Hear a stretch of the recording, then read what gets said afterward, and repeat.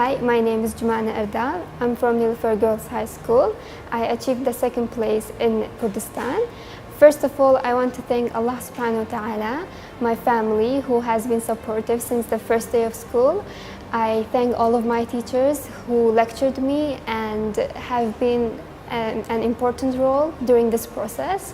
I also want to thank all the people who believed in me and never lost hope in me, because that encouraged me to study more and work harder.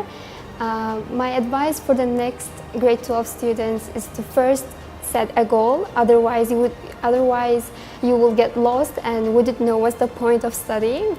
Second, you must have a plan every day and try to keep up with the plan you've made and never waste your time.